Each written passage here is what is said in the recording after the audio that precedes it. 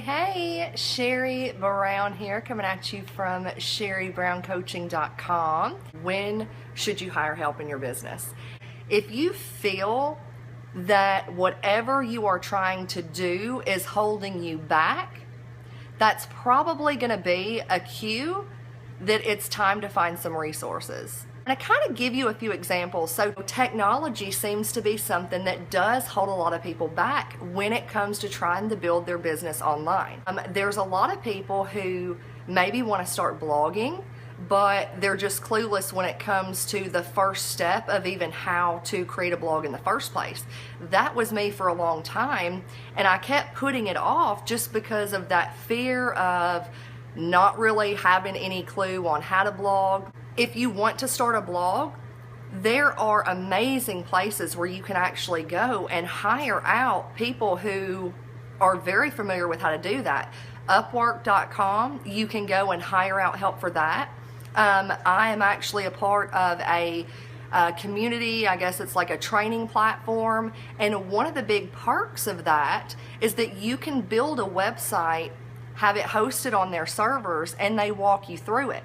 So there are ways around, even for those who don't feel like they have any clue when it comes to technology or building a blog. There are resources out there that can make it a lot easier for you. So you can either hire it out and have somebody do it for you, or you can just tap into certain systems that make it a lot easier and quicker. You know, time may be an issue for some of you, especially if you work a full-time job. And so for me, being a stay-at-home mom, I have a toddler who is, okay, she's very demanding of my time, okay? And so I found myself spending a lot of time doing non-income producing activities, and therefore I decided to hire a virtual assistant. And so he actually works for me 10 hours a week doing a lot of the non-income producing activities. And again, you can find a virtual assistant on Upwork.com. And let me tell you, you can get some for just like dollars on the hour. And that was something that has really streamlined my business and helped me out a ton. So I don't want you to let, certain things that you think that, are going to hold you back for very long, because there's too many people out there who can help you do it. And, for, like I said, some of them for a very low cost. So some might ask, when's a good time to maybe hire a coach?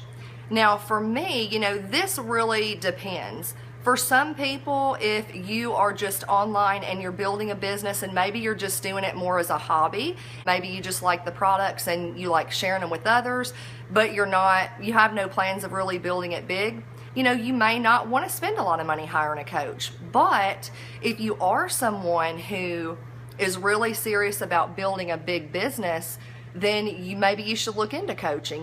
That would be a good time. For me, I don't think there's ever a bad time to hire a coach. I spent a long time in this industry doing things the wrong way. I was frustrated, I was overwhelmed, and I was just spinning my wheels. And I know that there are a lot of people out there who feel the same way now that I did a year ago. When I began investing in myself, because it got to a point to where I was like, if I'm going to make this work, I need help. And so I started looking at areas of my business where I was struggling.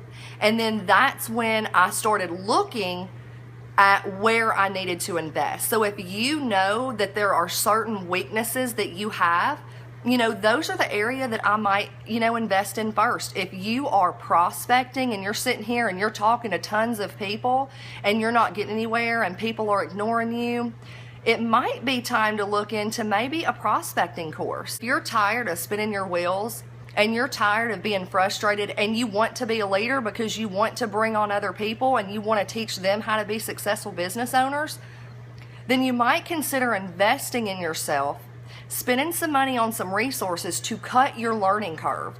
Because the better that you get, the more valuable you become. And then what's going to happen when you start bringing on other people into your team?